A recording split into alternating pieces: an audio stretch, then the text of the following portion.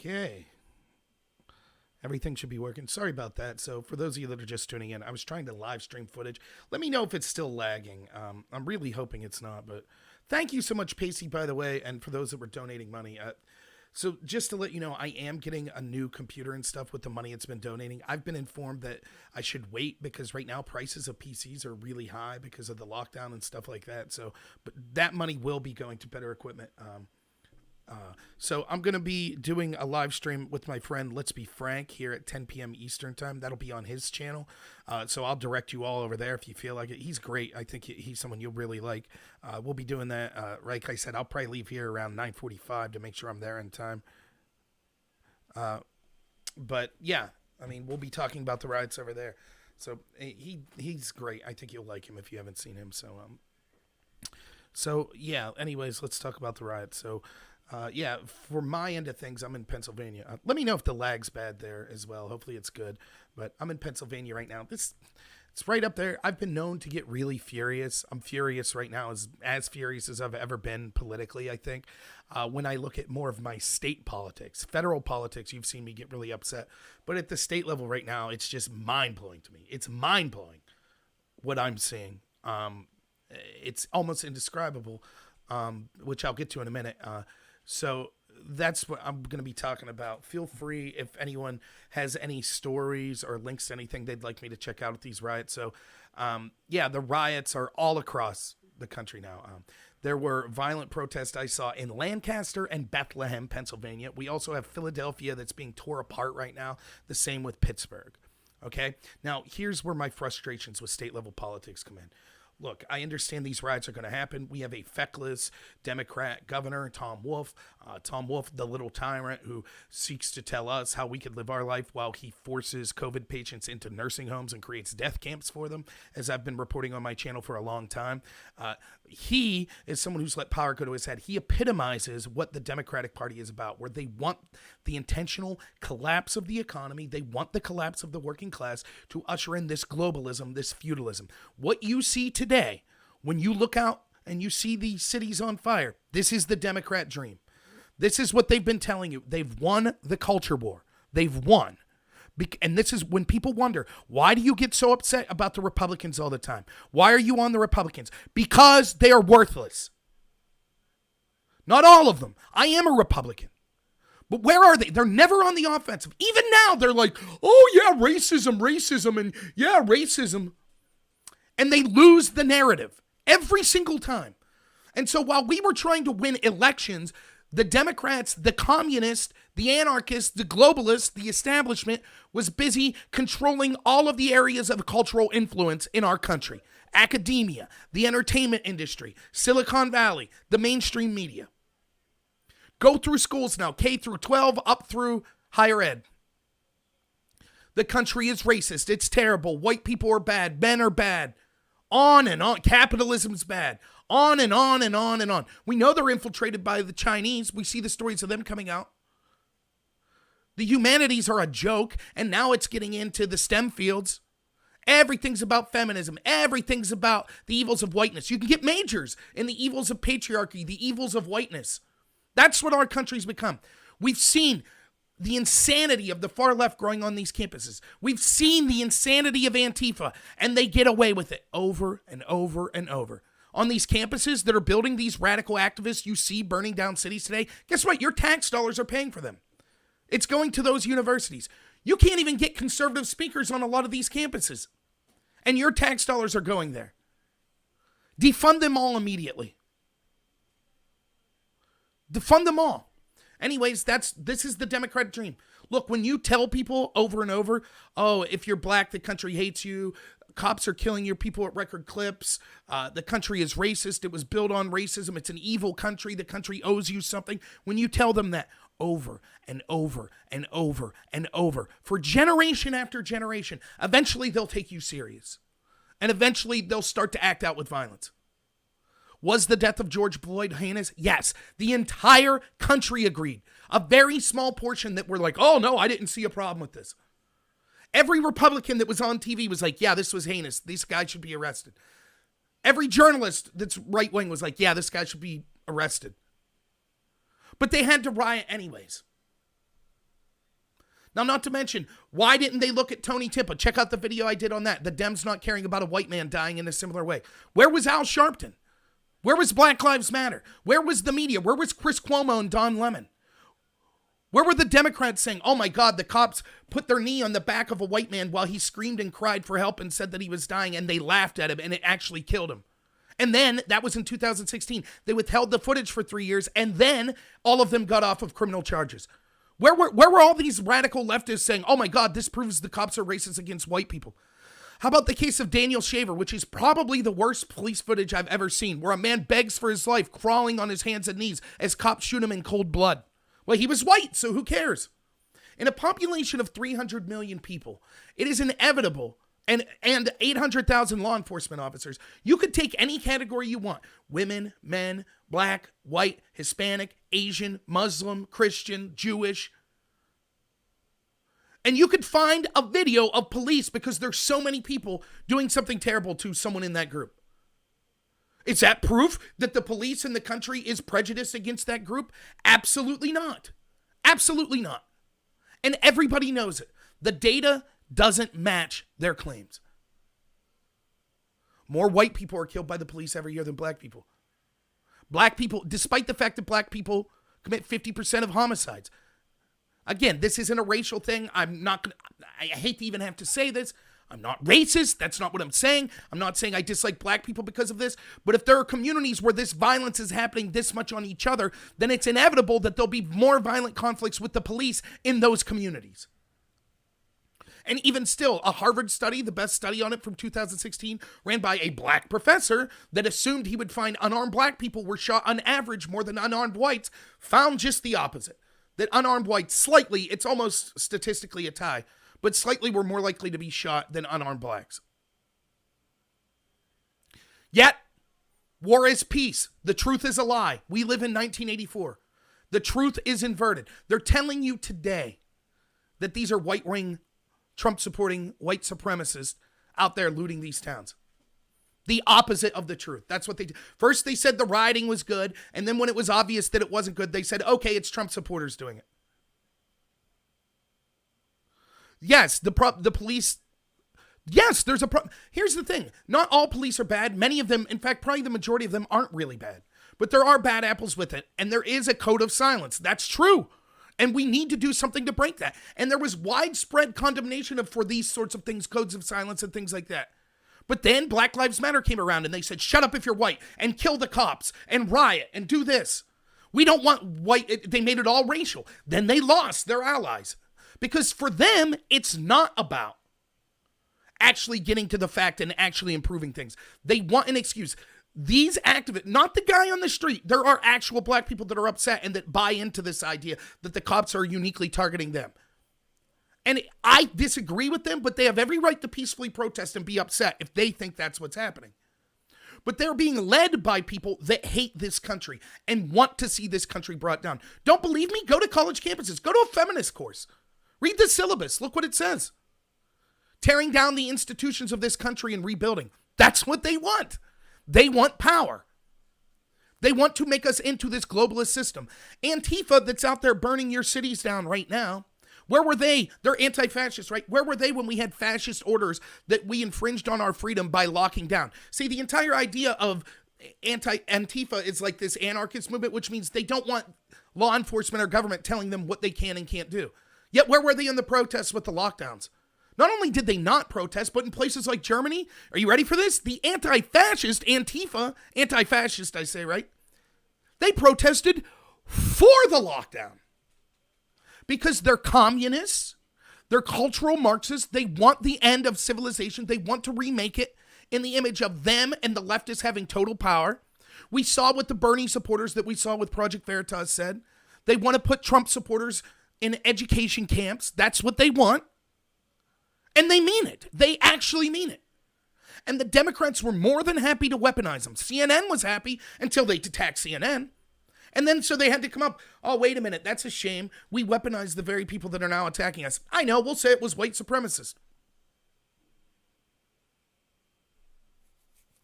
Right, it's not a race thing. That's the point, Alcan. It's not a race thing. But what's the best way to solve it? Again, so So we had a bad police officer in Minneapolis, so we riot and we say, oh, this is proof of racism. Every statement I've seen in leaders across the country start with the presupposition that the rioting, the so-called reason for the rioting, is true. They've all bought into the lie. Racist police, racist police, racist police. That's what they've brought into. There is zero evidence for it. None. The data does not back it up. In fact, again, more studies show that actually Hispanic and black officers are more likely to use deadly force. But racist police. It's racist police. It's white supremacist police.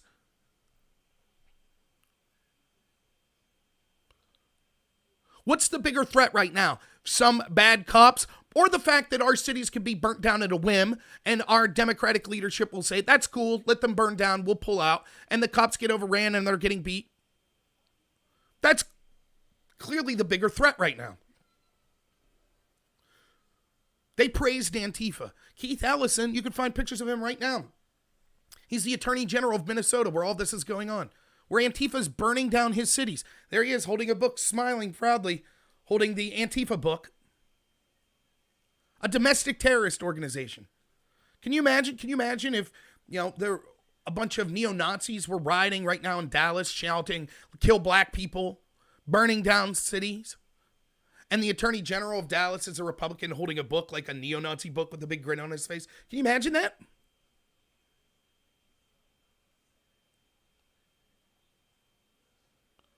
That's what we're talking about here. So anyways, what's going on particularly in Pennsylvania? Why am I so outraged at Pennsylvania? There were protests in Harrisburg in Pennsylvania over the lockdowns of COVID, which were a lie. It's another lie we were told. It was a lie. I was on it from the get-go. So were many other people. It was a lie. It was a power grab designed to destroy the economy, to hurt Donald Trump's chances, to hurt the Republicans, and to hurt the middle class and the working class in this country of all persuasions. It was a power grab. It did two things. It helped them try to win an election because they could say, see, look how bad Trump is. Look at how bad the economy's doing. And it allowed them to attack the middle class. They want globalism. The biggest threat to globalism is the middle class in the United States. This country is the greatest country in the world because it's founded on the individual. That's what our Constitution did. Globalism is anathema to that. And what they're doing is attacking the middle class because they want people totally dependent on the government. Once you depend on the government to survive, then you can't protest them because they'll just shut it off. Check out Minneapolis if you don't believe me. How do you think it's going for the people there? But wait a minute. We were against the Second Amendment, like you said, Democratic leadership of Minneapolis. We trusted you to protect us. Oh, sorry. We don't feel like it now. That's what happens. That's what happens when you put your life in the hand of the government. And so they're trying to destroy the working class of all political persuasions. So Tom Wolf comes out and he says the people that, if you were protesting him and the lockdown in Harrisburg, see, you can't go to work or you're evil and you're a scumbag. You know, all this stuff. You want to go out. No, you can't do that. The stores all have to be shut down or you'll kill people. Don't be selfish. You'll kill people if you go out there and don't social distance. You're a coward. He said he'll take counties funding that does that. He said he'll take your license if you have a liquor license. If you open and try to do that, he'll come after you financially. That's what he said. He said, if you're not afraid of the virus and stay locked in your house, you're a coward. That's what Tom Wolf, our governor, said. Check out my video I just did. It's only 2 minutes where I actually show the documents proving this. That's what he said. And so I said last night before I was getting ready for my radio show today, I said, are you confident that if Philadelphia or Pittsburgh get set ablaze, that the Democratic leadership in Philadelphia and Pittsburgh will be able to handle it, or they'll just let the city burn? And certainly our Democratic governor, Tom Wolf, will do the same. And we all agreed, yeah, that's what happened. So here today, predictably, we see Philadelphia and Pittsburgh on fire. What's Tom Wolf say? Does he say, please stay indoors? You counties still are under lockdown. You're still in phase yellow. You can't go out there because that's not proper social distancing. That'll spread the virus. You're a bunch of cowards. We'll come after your license. We won't give funding to your cities. Is that what Tom Wolf said? That's not what Tom Wolf said, is it? Let me read you what Tom Wolf said.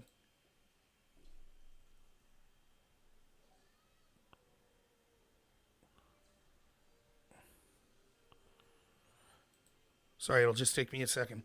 This is from PennLive.com today. PA Governor Tom Wolf said the state offered to help municipalities. He urged calm and peace. Here's his statement. Quote, this weekend throughout Pennsylvania, people are protesting violence and injustice that occurs far too often against people of color.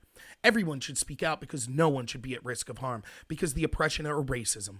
We have seen these injustices happen in the Commonwealth, and this week we are all shaken by the murder of George Floyd in Minnesota. As Pennsylvanians protest, I urge everyone involved to be peaceful and keep each other safe. Throughout the day, my administration has been in touch with municipalities, and we've offered whatever assistance is needed to keep our communities from suffering from additional violence and pain. Please stay safe, and remember, we must all look out for each other as we seek to make our Commonwealth more just and fair for everyone. Wait a minute. Did I miss something? Did you read anything there about COVID? Did you see anything about them being cowards for being out there and not properly social? We literally were told that we had to take the rights of American. You couldn't go to your job.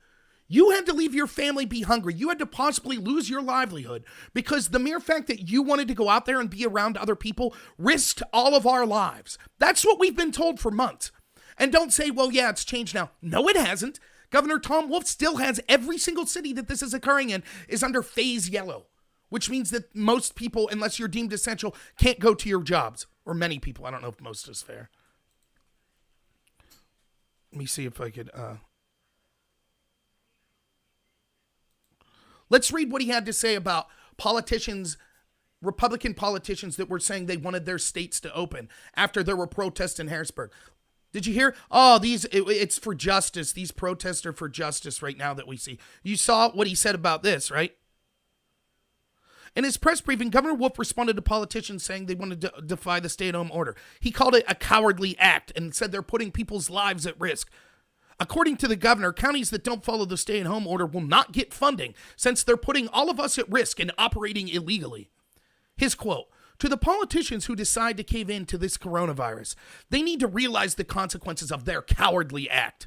The funding we've put aside to help with fighting this crisis will go to the folks who are doing their part. And that includes our CARES Act funding that will be sent to support counties that are following the orders to prevent the spread.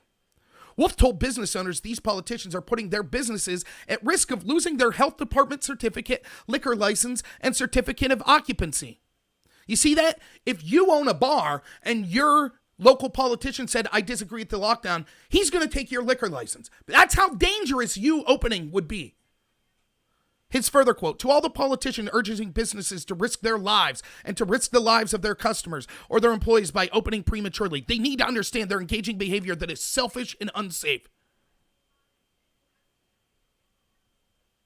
He said on Twitter, I won't sit back and watch residents who live in counties under stay-at-home orders get sick because local leaders cannot see the risks of COVID-19 and push to open. Today I'm announcing consequences for counties that don't abide by the law. Now, wait a minute. What did he say? So you're selfish. If you were like, hey, I can't feed my family. I'm going to lose my home. I'm going to lose my small business. That's cowardly and selfish. How dare you? What did he say today? We must all, wait.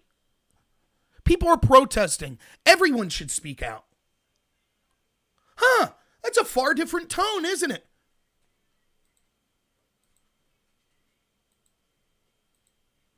Do you see what's happening?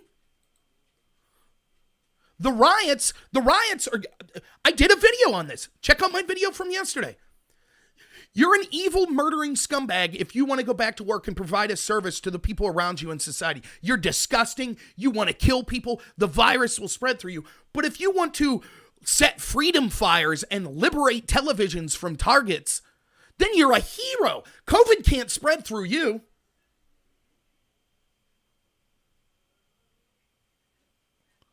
That's right, Anon. It's not a coincidence. These riots were set up, and they've done so. We've known that Antifa was a terrorist organization. We've known that radical domestic left-wing terrorism was a horrible thing. Yet every time you talk about it, even look at the corrupt FBI. What do they say all the time? Right-wing domestic terrorism is far more serious. And then when you look at the studies, they'll put down its right-wing domestic terrorism if a white supremacist in a police or in jail kills a black man. That's right-wing terrorism. If a black man in jail kills a white person, that's not left-wing terrorism. You get that? What we're seeing now, this isn't left-wing terrorism. Hell, they're calling it Trump supporters rioting right now. I'm married, Jim Roberts. Thanks for the advice. That's what we're seeing. The double standard is disgusting. They lied to you about COVID. I called it out from the beginning. I said it's a power grab. They're seeking to destroy the middle class. That's what it was about. Oh, no. Even Trump gave lip service to the lockdowns. Yes, he did. A lot of his supporters, people that called themselves constitutional conservatives, they were like, no, we have to lock down. We have to lock down, they said. Have to. Yeah, it's something we got to do. We got to lock down. Trump supporters were telling me this. How weird is it that the same establishment experts that were telling us we had to lock down are now totally for the peaceful protest going on right now? Not a word about COVID. I guess if they were right, we'll see massive COVID spreads all throughout the country, right? Now that social distancing is just a thing of the past in all of these cities. I assume we'll see all of these cities light up and be overwhelmed. We didn't beat the curve. We didn't flatten the curve. Hospitals will be overwhelmed again. And then, yes, we will see that this was just the next phase of it. I warn people on this channel, I can't tell you how many times. And again, if you're new to my channel, here's what my channel is about. Trying to give a voice to normal Americans on the left or right that don't have a voice in politics or in the media much. I admittedly am a Republican. I ran for Congress as a Republican. I'll be running again in 2022 in Pennsylvania as a Republican. So I'm biased. I'm a conservative, but I appreciate hearing people from all sides of the aisle. I told people on here, because most of my followers are probably Trump supporters, I told them it was amazing how many people I was seeing in real life. I was volunteering for the Trump camp. I almost got hired by Trump's team, but I turned it down because they wanted me to get rid of social media. The number one comment, if you go back 4 or 5 months ago, I was saying on every single one of my videos, every single one, I was saying, where is this attitude coming from Trump supporters where they're saying 99% chance Trump wins re-election? We got this in the bag. They're going to win. He's going to win 48 out of 50 states. It's done. It's over with. I said, never underestimate how corrupt the establishment is. They'll intentionally collapse the economy. They'll bring out rape accusations against Trump. They'll inflame racial hatred. And what do we see happening? Right on cue. Now, will they be successful? I don't know. We'll have to see. But this is just the beginning. You don't think they're going to pull out every dirty trick? The only reason Trump was able to win in 2016 was because the establishment believed their own hype. When their mouthpieces in the media, because we don't have a free press, when their mouthpieces in the media were telling everyone 99% chance Hillary wins, they believed it. So yes, they were spying on Trump and they were doing all this stuff to help themselves politically, but they didn't rig it hard enough because they assumed they had it in the bag. That was their mistake. They won't make that mistake again. They're not going to get caught off guard. They will do every corrupt thing they can. We've seen it, how they're spying on Trump, on his team, raiding lawyers' office in the middle of the night. I mean, they're literally right now blaming Trump, saying these are white supremacists that are rioting. They're Trump supporters. Anyone remotely objective can see this. The transcripts came out of Flynn proving that Obama and the Mueller team lied and railroaded him. What was the crime that Flynn committed that warranted ruining his life and trying to charge him with all these crimes? He talked to his counterpart in Russia and said, hey, let's not escalate. Let's try to have a good relationship. Let's go after mutual enemies like Islamic terrorism. Something that the party of peace, the Democrats, should be all about, right? But no, they're xenophobic and want the war they want a war with Russia, or at least hostile conflict with them. So they used it to their advantage. That's why they ruined his life. And when the transcript, what you can see with your own eyes, says, wow, Flynn did nothing wrong here, go to blue check marks in Twitter today and see what the left are saying. Yep, the transcripts prove Flynn's guilty. What are you talking about? They're looking at these riots. Go to Joy Reid's account. Go to Reza Aslan's account. They're looking at it right now going, how dare Trump say that this is left-wing? Clearly, these are all Trump supporters out there rioting.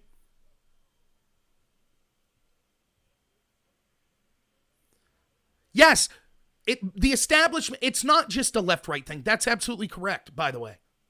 The establishment is what the problem is. The deep state.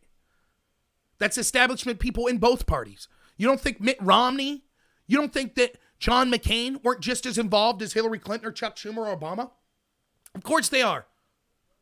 They didn't want any outsider. That's why they hated Trump.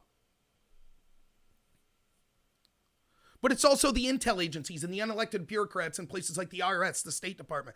It's also your Soros, your Zuckerbergs, your Gates, the oligarchs that pay and control the government. It's also the media they're not media. They're just propagandists for that deep state. Chuck Schumer went on national television and told us that the most elected or the most powerful leader of the free world, the elected president of the United States, has to cower in fear of the intel agencies because if he criticizes them, they'll find 6 ways from Sunday to get back at him. That, I don't care if you're Republican or Democrat. How can you accept that? Now, when what's the difference between the Democratic and Republican Party? The Democrat Party, the leadership of it, is 100% in the bag of these globalists. 100%. The Republicans, 60%, 70%, I don't know. When I criticize Democrats, am I criticizing my neighbor? It's a Democrat? No. Am I criticizing you if you're watching saying, well, I'm a Democrat? No. And you could very well say, look, Rob, what about the plank in your eye? Look at all these terrible establishment Republicans. You're right. My bias probably sometimes overlooks that. But I'm telling you, ask the people on my channel. I rail on the Republicans as much as I do the Democrats. I hate the Democrats more. I think they stand for things that are way worse. For me, I could never vote for a Democrat again after Covington and Kavanaugh, where they defended adult black racists that were going after children. And then they said the concept of innocent until proven guilty is reversed. It's now guilty and proven innocent based on your genitalia. So if you're a woman, you're always telling the truth. Believe all women. Oh, unless you accuse Joe Biden or a Democrat, then don't believe them, AC Nomad, it's not if Trump is an outsider, right? I'm not one of these Trump sycophants that'll never criticize him or even think that he's making like these 4D chess policies or something like this. Let me explain. It's not whether or not Trump was an outsider. It is whether the establishment thought he could potentially be an outsider. The reason I voted for Trump was because I knew it's someone that wasn't completely, maybe he was 90%. I don't know. It doesn't matter. It was obvious to me by the reaction of the establishment that they thought he was a potential threat to their hegemony and their monopoly on the power in this country. Maybe they could only control him 90%. That's not good enough for them. Their ideas are so terrible and so anathema to the average people in this country that if the average person knew just how little of a crap the establishment politicians gave about them, they would run them out of Washington immediately.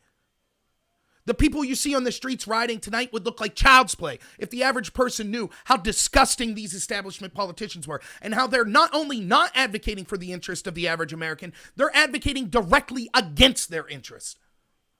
And so the only way they could continue doing so is to have 100% complete control. So both with Trump and Bernie, they looked at and said, look, we don't want to take our chances. We'll have Jeb Bush or Marco Rubio or Paul Ryan or Hillary Clinton or Joe Biden or Barack Obama. We know we could control all of those people 100% totally. But we don't want someone that we might not. Now, might Trump have got in and say, hey, I want to be part of the team? He may have. But the mere fact that he was a potential outsider forced them to out how corrupt they were. And now, like never before, yes, there are many of us that could see this corruption as we were going for years now. But now average people could literally see how propagandist the mainstream media are. The average person could literally see how the intel agency spied on a political opponent, weaponizing the most powerful intel agency in the history of the country. So, I don't know. I just had a quarter of the people leave when I started saying that. Maybe people don't like the Trump talk. That's fine. I am who I am. But no, that's what's going on. So no, do I think, and I've been the first, you have no idea. Like, I do this channel because this is all I got in life. I got my family. I make around $15 an hour. I don't make over $50,000 a year. I live paycheck to paycheck. I have a great life. I love my family. I love my friends. I live in rural Pennsylvania. I have my whole life. Absolutely love it. Love it. I love this country. I do this channel because, one, I want to be a voice for average people, the blue-collar workers that I see that don't have a voice. I want to be a voice for them and try to take these stories that they're working. They don't have time to sift through this stuff like I do. I can't do what they do. I suck working with my hands. So this is just me trying to, do my part. But I also have a lot of fun doing this. That's the truth. What's up, Original? So that's why I do this. Thank you, Iron Crane. I really appreciate it. I'm at home now, not at my work office. So our friend Preacher sent me this awesome backdrop. But that's why I do what I do. But I'm not whining about this. I'm not crying. I get half the people watching my channel than I did 2 months ago because I have been on here blowing my top about Donald Trump endorsing these shutdowns. Absolutely livid about the Republicans and Donald Trump giving the Democrats every single thing they wanted. Giving the establishment every single thing they wanted. And I've said, is it because Trump's in on the establishment or is it because he surrounded himself with people that are? I don't know. But the end result doesn't change the fact that my friends that lost businesses may never open again. Doesn't change the fact that my county's devastated by this lockdown. Was it because Trump trusted the wrong people or Trump was in on it all along? I don't know. But I'll call him out. And I'm still probably going to vote for Trump because he's far better than the alternative. My gut feeling is that Trump probably is just someone who actually likes America, likes the working class people, but he's not an ideologue. He's interested in personal gratification. He's furious. He sees how corrupt it is, and he's furious how this corruption was aimed at him. But his interest in outing that corruption isn't necessarily for justice. It's because he wants revenge. So that temporarily aligns with me, and I'm all for that, outing the corrupt Comeys, Brennans, Clappers. On the other hand, the people he surrounded him with, Bill Barr, Jeff Sessions, have let those people off the hook every chance they've got. Yeah, that's exactly right, Anon. How can we pretend the system's legit? It's not. Look at the juxtaposition between the COVID situation. Oh, you can't. They were adamant. And this is what's amazing about it. They're adamant. They're absolutely adamant. If you leave your house, if you want to go to church, if you want to go to your job, you're killing people. And they switched on a dime to, oh, these riots are great. How can that be? How can we pretend that that's legitimate? Watch Tucker Carlson's section it's like 10 minutes in or 5 minutes into his show last night. It's amazing where he basically tells you, remember the next time you're writing your tax check, the same people that these politicians that supposedly you're sacrificing, you're giving a large portion of your labor and your property to them every year. You sacrificed, you followed the rules. You follow all the absurd laws that they pass. You followed the lockdown orders. And what do? They leave cities burned. They don't care. Everything they said was, oh my goodness, this is unprecedented in this country. This is the news. Millions will die. Millions will die if we're congregating together. Oh my God, it'll be the apocalypse. You can't go to work. You can't go to your job. Switch to the very next day is, yeah, these protests, these are totally legitimate. Yep, we have to fight back the evil racist. And we have to take these people serious. That's your Republican leaders as well. Don't be mistaken. Who in the Republican Party would you say has exercised good leadership during this COVID situation and now transitioning into these riots? Maybe you could name one or two. Every Republican I see, even Ted Cruz last night on Tucker, he was like, oh yes, racist police, racist police, racist police. Of course, if there's a racist police officer, do something about it. But we, the Republicans, have ceded the narrative. Eric Holder said, this country's too cowardly to have a conversation about race. No, it's not. What Eric Holder really means is a conversation on race starts with the presupposition that all white people are racist, that all the police are racist, or the majority of them, that this country is a racist country. That's what they mean by conversation. Because when you bring up facts to dispute that, all of a sudden they don't want to have the conversation. They just shout racist at you. But while our cities are burning and while our people have been locked down, what's the Republicans' number one priority when they get to speak in front of people? Well, I want to assure you that, racism, racism, racism.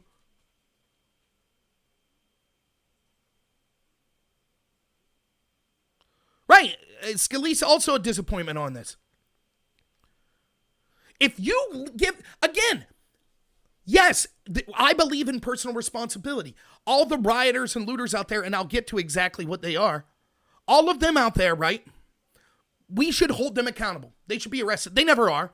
They'll get one or two in each city, but they should be held accountable. But it's predictable. I said this, how many times were they going to say, remember this? Is it okay to punch a Nazi? I was like, no.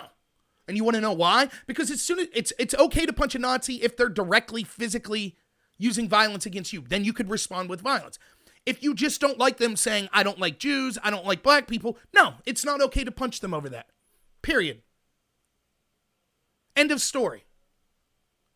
Because once you say yes, which is what happened on the left, then the next step is to say, oh, and everyone I dislike is a Nazi. Now I have the moral authority to punch you. When you say it's okay to punch a Nazi, and then every mainstream outlet in the Democratic Party, every day you have someone on there saying, Trump's a Nazi, Trump supporters are Nazis, Trump supporters are fascists, Trump supporters are racist. Every day when you're saying that, what do you think the people that believe you are going to do? There's someone out there going, and they'll say things like, oh, well, it's not okay to punch a Nazi, so if you can go back in time, you wouldn't have shot Hitler. And by the way, Trump's a Nazi. There's someone out there going, yeah, you're right. Trump's going to be the next Hitler. He's going to murder millions of people, and we have to use violence to stop him and his supporters. What do you think's going to happen? And predictably, violence against Trump supporters happen all the time. But it doesn't fit the Democrat and the establishment narrative, so it's buried. Remember Simone Sanders, who's heading Bernie Sanders' campaign? Remember when they showed footage of that 16-year-old white girl getting beat by people at a school, by a mob of people for wearing a Trump hat? You remember what Simone Sanders said? She's like, oh, play me a sad song. Trump supporters being beaten. Yep, that's what they think of it. They want that to happen. Can you imagine white supremacists right now rioting and burning down a city like Dallas while we had footage of them yelling, kill black people? How do you think that would go? Do you think that if that was happening in Minneapolis right now, do you think that the mayor would have stood down and told police, oh, no, don't harm these white supremacists? You think that would have happened? I don't. I think they would have went in full force and locked every one of those white supremacists up. And the media and the Democrats would have applauded them. They would have said, yes, that's how you deal with them. That's where we're at. And so now, vote Democrat. Check out your window if you're in the city. There you are. That's Democrat. You want to know what the Democrats bring? Let's just look at the stories. I did a video on this today. Your cities are on fire. They're lying to you and saying it's Trump supporters doing it. Vote Democrat. You got the COVID lockdown was a complete and total lie. The most aggressive stripping of your Bill of Rights and your economic livelihood I've seen in my lifetime, possibly in the history of this country, was all a lie. Vote Democrat, even though some Republicans were in on that as well. Twitter's now censoring conservative views publicly, as they've been for a long while, but now they're not even hiding it. Vote Democrat. And then we got Flynn being spied on. We have proof that the Obama Mueller team was all a sham, all designed to weaponize the most powerful intel agency in the history of the world to go after political opponents. Vote Democrat. Mecat, throwing around the big MF word. Woo! I wonder what I said to tick you off. But, that's what's going on. That's the story. By the way, we're just printing money like wild, right? So picture this. And let me say something to criticize some people I've seen that are similar minded as me. They'll say, hey, this is why I live in a rural area. I don't care. Let them burn the cities down. Okay, fair enough. But guess what? Your politician, they're going to sell you out. And your tax dollars are going right back in. They're going to go back to the universities so that we can educate these terrorists that hate the country, these left-wing terrorists. Your money's going to go there. Your money's going to go to supporting tech companies like Twitter and Facebook. It is.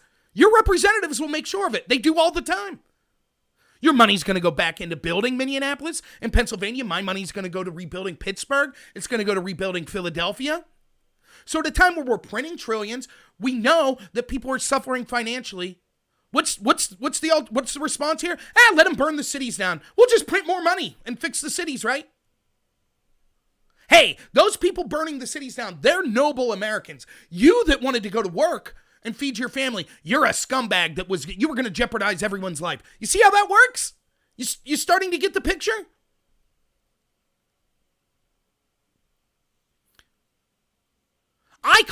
I'm not just saying that I am bragging. This is true. I called this out immediately. As soon as Trump started to give lip service to lockdowns, as soon as my state locked down, I was on here infuriated. Losing subscribers left and right. Oh, Rob, the lockdown's a good thing. You don't understand. This virus is different. It's going to kill us all. We have to have a lockdown. Trump supporters telling me this. And left-wing people, of course. That's what they were telling me. We just have to trust the experts. Now look where we're at. I say this all the time. One of my worries is all the great people of all skin colors, of all professions, blue collar, white collar, people in the military, inventors, civil rights leaders, all of these people that made this country great. Am I gonna die and I'm gonna get to heaven, hopefully? And there's Thomas Jefferson and Ben Franklin, shotgunning a beer, and they're like, "Hey, Rob, we heard you lived in that country that we built." And I'm like, "Yeah, it was great, guys." And they're like, "Yeah, so it fell apart. What happened?" And I'll be like, "Oh, we willingly gave up all of our rights because we were worried about a cold virus." Really? Yeah, and then we celebrated all these people burning down cities because we said that you guys were all racist and founded a racist country. So sorry about that. But hey, it was a good experiment while it lasted. Hey, what's up, Umpire Rational? Right, yeah, Pasty, it's funny to watch. So here's the change we've had in the riots. First we had, well, they're not riots, they're peaceful, says the MSNBC anchor as things are ablaze. Then the CNN anchor said, oh, it's just a carnival of people having fun, as he gets an object thrown at his face. Every single one of these footages you could watch right now, you can see the people rioting, looting. They are left-wing domestic terrorists. Some of the people rioting, not one person rioting or looting right now is doing it because of George Floyd. Not one. You have opportunists that are just like, hey, I want to get me some free stuff. You have LARPers that are just like, hey, it's cool to go smash stuff. And then you have the people leading it, which are left-wing domestic terrorists. They're Antifa-type people. They're communists. They're globalists. They want the government to have total control over your life. Those are the people doing this, left-wing domestic terrorists. That's what's going on. So at first they said, oh, no, this is peaceful. This is great. This is just people speaking out justly. Then once it was obvious that you can't sell that to the American people after you see the footage coming out. Just think where we'd be if we lived like 30 years ago where not everyone had cell phone cameras. Think of the lies they'd be telling to you right now. So once they realize, oh crap, we spent 2 days defending these riots. Now it's obvious. CNN got looted and all these places. So they're like, okay, we got to change the narrative. And now the narrative all of a sudden, oh, it's white supremacists. It's Trump supporters. But then you watch them because some of them are like, no, is it Russia? Is it? They can't decide which boogeyman they want to blame. Is it Russia? Is it the white supremacists? So picture this. Here's how this typically would go down to the Democrats, right? To the media. Here's what's happening. So a bunch of people show up and they're holding Black Lives Matter sign. Let's just pick any city. Let's say in Harrisburg. They show up and they're holding Black Lives Matter sign and they start shouting, justice for George Floyd. Those people are great Americans. They're heroes. That's what the left's narrative is. Now, by the way, my take on this, I think they're misguided in thinking that it's a racial thing. They have every right to peacefully protest. Even if I think the protest is misguided, they have every right to do it. And I think they are justifiably furious at what happened to George Floyd. But it's a selective outrage. These people don't know that this stuff happens to people regardless of their skin color. The data doesn't match up that the police are uniquely racist or anything like that. So I think that they're ignorant in what they're talking about, but they're justifiably angry. And they're listening to people say the police are racist, the police are racist, police are racist over and over. And if they want to have a peaceful protest, more power to them. I totally support that. 100%, even if I disagree with the protest. So here we are. We're in Harrisburg. They're holding Black Lives Matter signs. And I'm like, I'm for that protest. That's fine. You can do that. And the media and the Dems are like, yes, these are great Americans, noble protesters. And then the Antifa types start looting and they're smashing. And the guy that's holding the Black Lives Matter sign, he places his sign down and he grabs a hammer and he starts smashing windows. So right here, let's do it in real time, right? Here's CNN's take.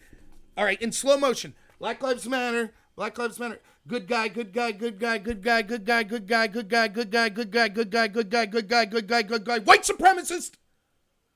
See how that works? That black guy, it could be black or white, it doesn't matter. The guy holding the Black Lives Matter sign. What a great American, what a great American, what a great American, what a great American. White supremacist. That's what they want you to believe. How people could be this stupid is beyond me. That's right, Dean. When you have, and Cicero has this quote. Let me see if I can find it. I talk about this all the time. I'm one of these people that pretend to be an intellectual, but I actually don't read near as much as I should. But I remember this one. Not verbatim, that's why I'm looking it up. Come on, Rob. Don't lie to the people here. Let me just read you this quote. For those of you who don't know, Cicero was... Let's see if it has the date for this quote.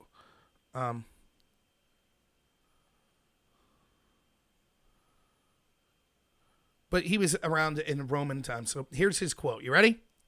Quote, a nation can survive its fools and even the ambitious, but it cannot survive treason from within. An enemy at the gates is less formidable, for he is known and he carries his banners openly against the city. But the traitor moves among those within the gates freely, his sly whispers rustling through all alleys, heard in the very halls of government itself. For the traitor appears no traitor. He speaks in the accents familiar to his victims, and he wears their face and their garments, and he appeals to the baseness that lies deep in the hearts of all men. He rots the soul of a nation. He works secretly and unknown in the night to undermine the pillars of a city. He infects the body politic so that it can no longer resist. A murderer is less to be feared. The traitor is the plague. Marcus Tullius Cicero, from a speech given in the Roman Senate in 42 BC. Can you think of a more apt speech than that right now? We cannot survive one of the two major parties, not to mention the establishment as it is. Again, let me be clear. There are establishment Republicans on this as well, but the entire Democratic Party is part of this establishment. They hate this country. Hate it. Obama hated this country. It's evident. When was this country, make America great again? When was America ever great? How many times have you heard that? They hate the country. They want to tear it down. We can't survive when those people have the political power. And let me tell you, they have the political power. Because as Andrew Breitbart always said, politics is downstream of culture, and they have crushed us in the culture war. Absolutely crushed us. You don't think they're winning politically? Consider this. I don't care if there's R or D's besides people's names in Congress. Ask yourself this. Is there one policy that came out of federal or state governments, and almost all states, I can't say that I speak to know what happened in every state, but anything to do with this lockdown that wasn't a complete dream for these establishment Democrats? Wealth redistribution, collapsing the middle class, taking away the rights of free worship, taking away the rights to petition assembly, advocating for censorship against conservative views. All of it signed off on by the Republicans. Oh, they fought. We had to give, remember what they were saying? Hey, the emergency bill was necessary or we were all going to die. And so, yes, we had to give billions to places like Harvard and Planned Parenthood and the Kennedy Center. But, they wanted more. We fought for you. That's what they'd have us believe. I have this headset on. I'm not listening to anyone. Oh, maybe because my hair's a mess.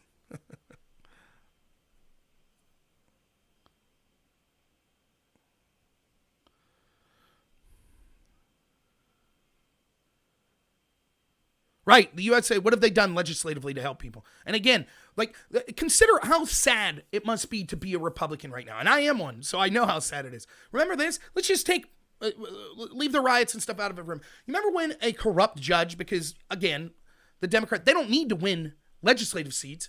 They control the judiciary in most places with activist judges that could care less about the Constitution. Hell, the Supreme Court just said your freedom of religion in the First Amendment means nothing. They said that last night. They could, anytime they want, they could take away your right to worship as you see fit.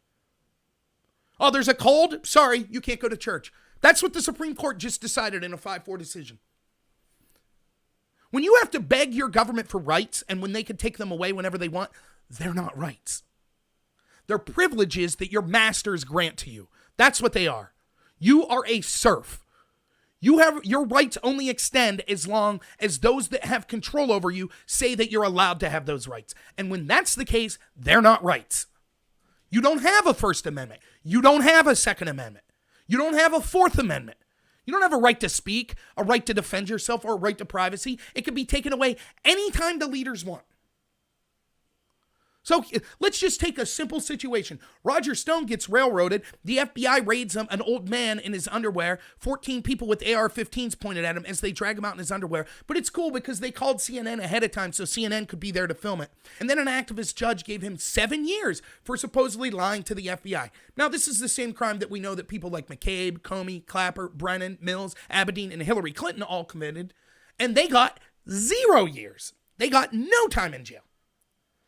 But Roger Stone's going to get 7 years. So in comes Republican hero Bill Barr. And Bill Barr says, hey, this won't stand. I'm going to give the Republicans a big victory. I'm going to say not 7 years, but 2 years. And I watched Republicans go nuts. Yes, what a victory. We did it. Finally, Bill Barr. Yes, we did it. We're taking our country back. Only 2 years for Roger Stone. Meanwhile, Basically, the very next day, Andrew McCabe, who we had dead to rights committing the same crime. How many years did Bill Barr recommend for him? Boop! The Republicans are so pathetic that we consider it a victory when they only go to jail for 2 years. Yeah! What's up, America First?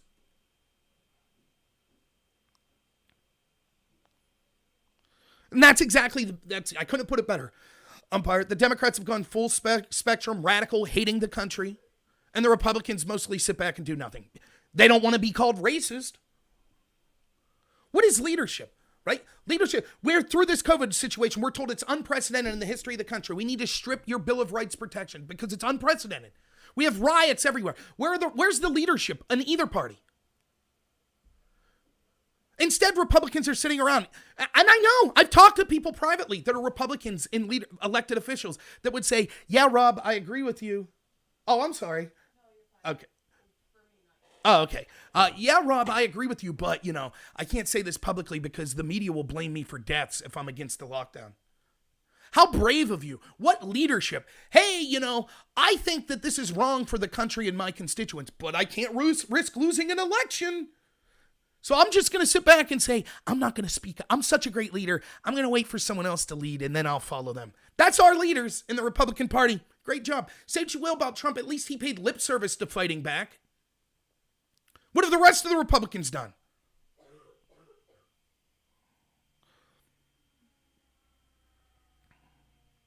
Other than reparations, what could possibly be done to fix injustice? Reparations won't. What could be done to fix injustice is that the question is flawed. The injustice is not racial injustice. There will always be racism. Each individual will always have stereotypes and some prejudices. Everyone will. It is inevitable. It will continue throughout the end of humanity. There will be prejudice. Maybe it's based on race. Maybe it's based on sex. Maybe it's based on geographic location. Whatever. It has always been and will always be a humanity with some form of prejudice. So it's impossible to totally fix. What we could do as a government is to say, we will not enact policies based on skin color. We will treat everyone as a human being. We're not going to make special policies based on your gender or your sexual preference or on your race. The more you focus on it, the worse it gets. And so we now have to believe this lie that there's this massive racial injustice. There isn't. And to the extent that there is racial injustice, let's go back to, 1962, 63. A Democrat named Monahan put together a report where he looked at the inner city black community. And he said that it was a national disgrace and tragedy that 25% of children in the black community were born out of wedlock. Now, for those of you who don't know, the three biggest factors to determine success in your life, and by success I mean being able to pay your bills and live without government assistance, not going to prison, having a family, all of this stuff, health. The three biggest factors are this. Did you graduate high school? Do you have full-time employment? And were you born in a two-parent household? In fact, the two-parent household is probably the most important one. So much so that Democrats in 1962 said it was a national tragedy and disaster that 25% of the black community was born out of wedlock. Okay? So then they passed the war on poverty, which was to help the inner city. That's what it was for, right? Let's give them handouts. They went door to door, knocking on doors, going to black women saying, hey, did you know the government will give you money if you don't have a man living in the house? And the more kids you have, the more money they'll send you. You can't even blame the people in these communities for saying, oh, okay. You know what that number is today? 75% of children in the black community are born out of wedlock. Now, if we've had 60 years of a solution to this problem, and it's made the problem 3 times worse, why are we still pretending it's a solution? Never forget that LBJ supposedly said, when talking about the war on poverty and giving all this money and saying, you're victims, black community. Oh, you're just special victims. The country's racist. It's out to get you. No, you shouldn't be held to the same standard as other people. You're special. We need to protect you. Here's money and here's special programs just for you. When that's getting passed, LBJ allegedly said, I'll have these N-words voting Democrat for the next 100 years. Because I don't look at black people and say, oh, you can't keep up with me. You're just not as good as me. You need help. What arrogance. What racism? How despicable is that? But that's what we have to pretend. We have to pretend that's fighting the injustice. The injustice is that under the auspices of fighting injustice, we've incentivized decimating education, family values, self-worth in that community. And so the best way to solve that injustice is to say, there was a lot of bad crap that happened to black people, also to Asian people, also to men, also to women, also to gay people, also to Christians, also to Muslims, also to atheists, also to single people, also to people that were born in inner cities, also to people that were born in rural America. A lot of bad crap happened in this country to a lot of people, but it's still a great country, better than any on earth. And what we're going to do moving forward, instead of looking and saying, my ancestors went through this. Oh yeah, well, my ancestors went through this. We're going to wipe the slate clean and say, going here on forward, we're going to stop focusing on this garbage. That's the best thing we could do. Yeah, that's right, American First. They bring illegals in that directly compete with jobs and living space for a lot of these inner city African communities. And that's right, the DNC has a vested interest in keeping this going on. So, all right. Thank you all so much. I'm going to post a link. Oh, my goodness. Go to the channel, Let's Be Frank. Let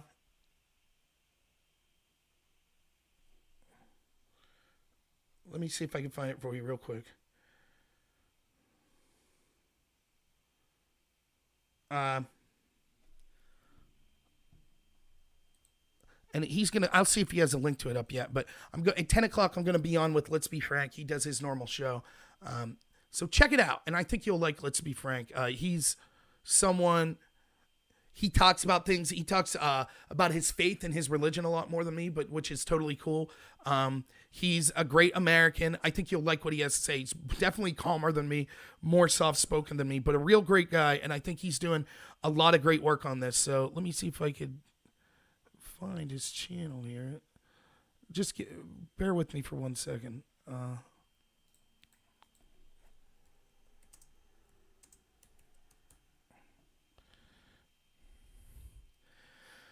Well, I'm going to have to restart my computer. It's just being a mess. But yeah, check out the channel. Just go to YouTube and type in Let's Be Frank, and you'll see me there. So yeah, I'll be doing that here starting at 10 p.m., so 15 minutes. So I got to run, get on the Streamlab, and get ready for that. Thank you all for being here. Please stay safe. Please understand that, like that Cicero quote, these are the enemies within the gates. They're trying to tear down our country, and we may lose it in some form or another if we don't do something to fight back against this right now. So vote Democrat. This is what you get. I'm not saying the Republicans are perfect. In fact, you should run for office as a Republican or even a Democrat to stop this insanity, to make actual people with a backbone that want to defend this country actually be in positions of leadership. So thank you all so much. I really appreciate it. And as always, have a good